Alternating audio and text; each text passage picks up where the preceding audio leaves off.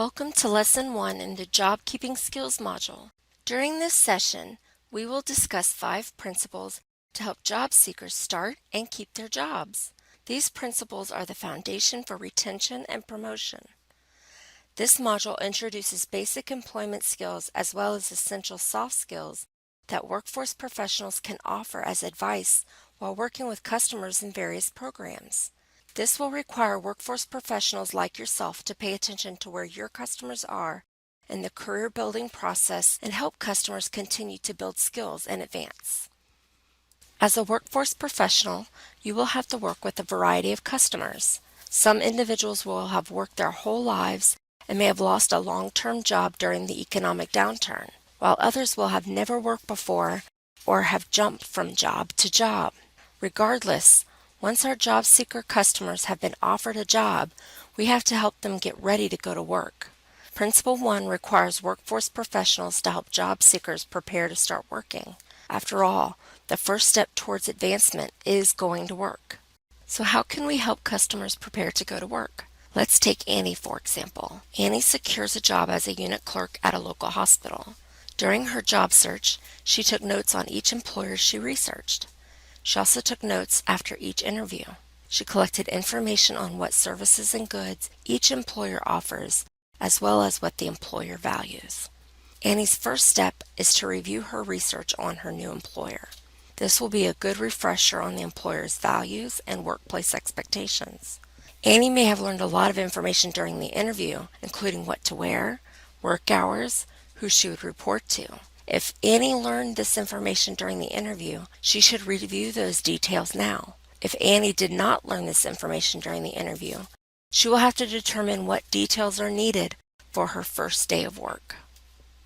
What details do you think may be important for Annie's first day of work? How about what should Annie wear to work? Where should Annie report on her first day? Does Annie know how long it will take to get to her new job as well as park and get in the building? What hours will she work? Does she need to take any supplies like lunch, a notebook, pen, or paper? After all, she will learn a lot of new information during her first weeks at work. She may even have to attend an orientation. Taking a notebook and pen would be a very good idea. Let's tackle each one of these elements. Job seekers should plan what clothes they will wear on the first day of work before their first day of work. Waiting until the last minute could create a lot of problems. The outfit should be planned out in advance. The outfit should be clean and pressed to demonstrate professionalism and preparedness. Some jobs will require the job seeker customers to report for an orientation, and the dress requirements for the orientation may be different than the dress requirements for the job. For example, when Annie was offered the job, she was told that she would attend an orientation on her first day.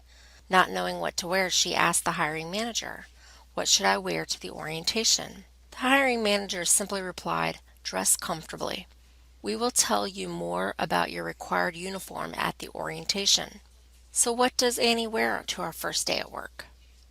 Annie should be prepared to dress comfortably, as well as professionally, or what is generally called business casual. Annie should not wear shorts, tank tops, flip-flops, or short skirts. Like the interview, Annie should make sure her clothes are conservative. She should make sure that she does not wear a lot of makeup, perfume, or jewelry. Annie should also be well groomed. When in doubt, Annie should dress up rather than dress down. Failure to ask the right questions may lead to mistakes. If Annie had not asked this question, she may have purchased clothes for work that were not appropriate. Additionally, she may have reported to her unit instead of the orientation and would not have been dressed appropriately for the orientation. What happens if the job requires a uniform but the customer has not been given the information about what to wear before the first day of work? Let's take Annie for example again. Let's say she was offered the job and she was so excited she did not think to ask any questions. She was nervous and felt that asking questions would show that she was not prepared for work. She calls you and states she got the job. First, you congratulate her because you are excited for her as well. While you are talking with her, you ask, "So what do you have to wear on your first day of work?" Annie stumbles for a minute. "Well, I guess I'll wear scrubs." You are concerned because she used the word guess. You ask Annie if the hiring manager told her what to wear on her first day, and Annie states that the hiring manager did not tell her what to wear. What do you do? Hiring managers and employers expect to get questions from new employees. It is better to be prepared than to guess. Annie should draft a list of questions in advance. Annie has a few options. One of those options would be to call the individual who interviewed her to find out if there is a dress code for the first day of work. If the information regarding her ongoing dress code is available, the employer may simply tell her what to get and where to get it. Once customers are on the job, they will have a better idea of employer expectations about work attire. Customers should be encouraged to look for mentors that are doing well on the job and garner a lot of respect from managers. Our customers should pay attention to what those mentors wear to work. Regardless, our customers should ensure their clothes meet the requirements outlined by the employer in the employee handbook. Let's take Annie for example again. After her first week of work, she realizes that a lot of the clerks and nurses wear fun scrubs and add bright colors to the pediatric intensive care unit. After her first paycheck, she decides to purchase her next set of scrubs that also add a bit of fun to her wardrobe. When checking out, the uniformed store clerk asks if she would like some red socks to match her new scrubs. Annie states that her employee handbook requires she wears white socks. What should she do? Next, our customers should be prepared to travel to their new jobs. This may require our job seekers to conduct a test run so they can navigate traffic or bus lines during the respective time of day. For example, if Annie is to report on Monday at 8 a.m., encourage Annie to wake up one weekday morning and try to get to the job by 7:45 a.m. This will allow Annie to see how long it will take her to travel from home to work on Monday. Annie must be prepared to leave early enough to arrive at work and troubleshoot any potential problems. This means she has to be prepared. As workforce professionals, we have to work with our customers to think through the minor details before the first day of work. These minor details can become a major crisis when our customers are preparing to start their new job. For example, if Annie wakes up in the morning and gets ready for work and realizes she does not have lunch, a notebook, or a pen, she may feel overwhelmed. Stopping at the store will make her 30 minutes late, setting a bad precedence. Our customers should make sure that they have all the supplies ready for their first day of work before their first day of work. Oftentimes, the first day on the job is used to take care of important human resource functions. If customers do not meet with human resources prior to the first day of work, they will probably have to provide a copy of their photo identification and social security card proving that they can work in the United States. Customers who are not citizens but are authorized to work in the United States will have to take the appropriate documents on the first day of work. If customers will take their lunch or dinner to work, depending on their shift, the meal should be prepared in advance so it can be eaten during the customer's lunch or dinner break. Our customers will learn a lot of information in their first weeks on the job. They should arrive to work prepared to learn. Unless it is inappropriate, customers should take with them a notebook and a pen. Customers with children must be prepared to work the entire shift. This will require parents to make sure that their child care arrangements are secured in advance. Children will need to be dropped off or picked up with enough time for parents to get to work. Parents should plan for travel time between their workplace and the daycare facilities. Employers do not want employees arriving late or leaving early because of childcare issues. In fact, arriving late and or leaving early because of childcare issues are among the top 10 reasons that lead to employee termination. Therefore, customers with children need to ensure that childcare is secured before the first day of work. Childcare is very expensive, especially for parents of young children. During summer breaks, school-aged children may need full-time care. Working customers should not wait until the last minute to make sure they will have care for children during the summer break. Parents must make arrangements for childcare well in advance. Several workforce programs may be able to help paying for some of the costs associated with childcare. Customers who are receiving temporary cash assistance and participating in the Welfare Transition Program may be able to receive a child care referral through the program to offset some of the costs of child care. If parents are not eligible to receive child care through a workforce program, they may have to find an alternative arrangement. As the workforce professional, it is important for you to know what programs are available in the community that may help parents pay for part of their child care costs to encourage employment and advancement in the workplace. Principle 2. Customers must be present at work. This means that customers have to show up to work every day and be prepared to get the work done. It is not enough for customers to be present physically. They must be present mentally too. This requires our customers to maintain a positive attitude and focus. This also requires job seekers to refrain from calling in sick when they are not sick or avoiding work. Customers should have a backup plan in the event emergencies such as car problems or child illnesses. Helping customers walk through the various scenarios and action plans for each scenario could mean the difference between job loss and job success. You may be asking yourself, really? We have to work with our customers on maintaining a positive attitude? Think about it. Have you ever worked with someone that has a bad attitude? Did you enjoy being around them? Did they get all of their work done? Was their work done efficiently and effectively? A positive attitude towards the job will impact how successful the job seeker is at maintaining the job, as well as advancing.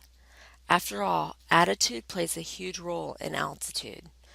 It is natural for individuals to become bored at work or even so busy they are overwhelmed. It is natural for individuals to want more. It is also natural for individuals to have issues that seem frustrating or become stressed out. This happens to everyone. What we do with that energy defines our success. If our customers get bored, customers should be encouraged to speak up and take on new assignments. If customers are having trouble managing various projects, they should work with managers to prioritize their work. In addition to organizing priorities, this also offers customers an opportunity to work closely with supervisors. Attitude is very important. A person can only climb as high as his attitude will allow. Keeping a positive attitude will help our customers climb the career ladder, while a negative attitude will prevent them from succeeding and may lead to termination. Even if our customers are having a hard time, encourage them to refrain from complaining. Remember, there's a difference between a concern and a complaint.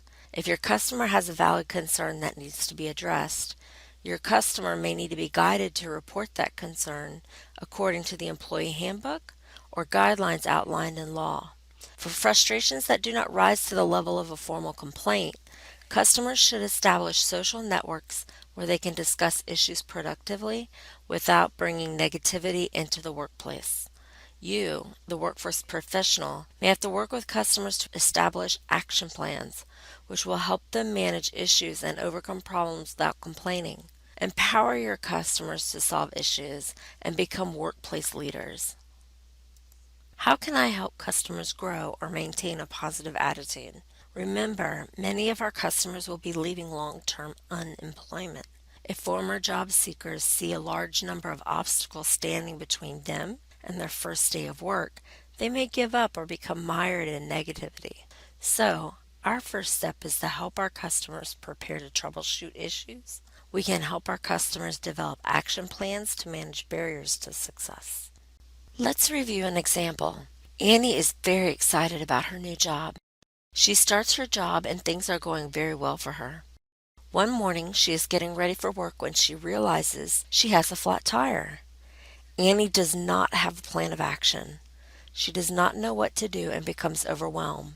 Instead of dealing with the problem and getting to work, she calls her boss and states she cannot go to work. If Annie had a plan of action, she could have implemented the plan. Instead of calling in, she could have still gotten to work and fixed her car. So how do we help Annie create a plan to tackle the issue? The LWDB may offer workshops for customers who have secured employment to help them prepare for jobs.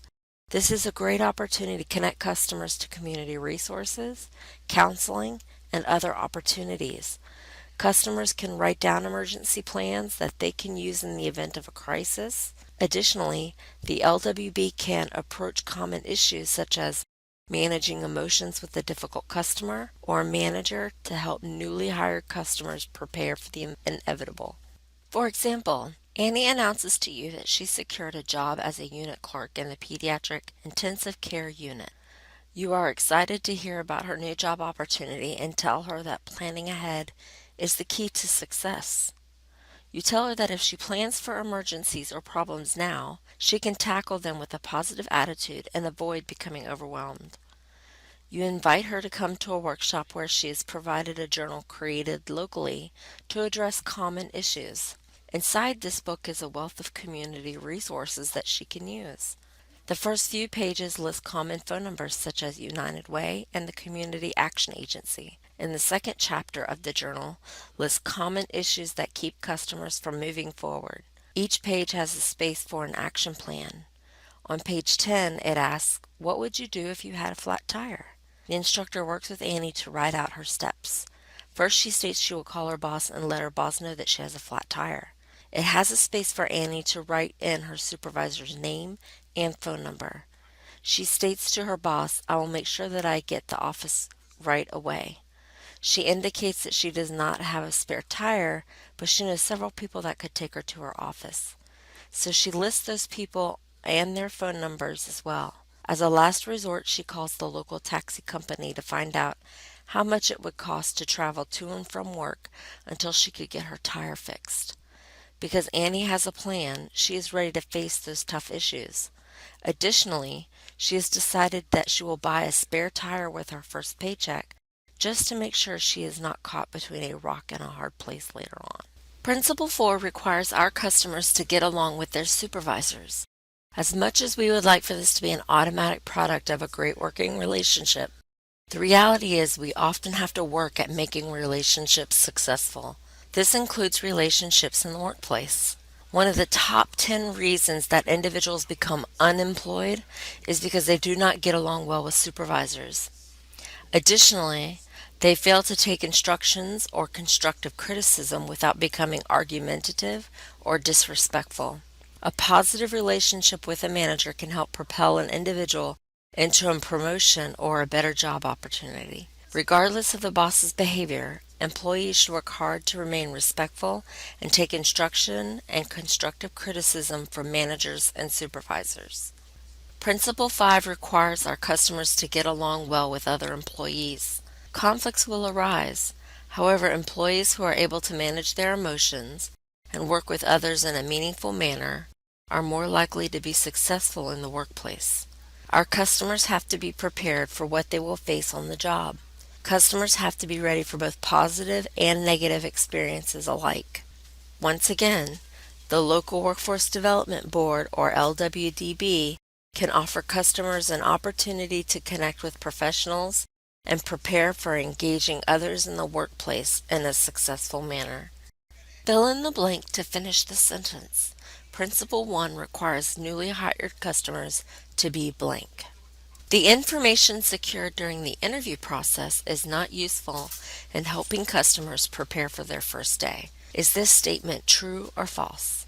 What happens if the job requires a uniform, however the customer was not provided the uniform requirements? Select the best answer. Fill in the blank. Principle 1 requires the customers to blank.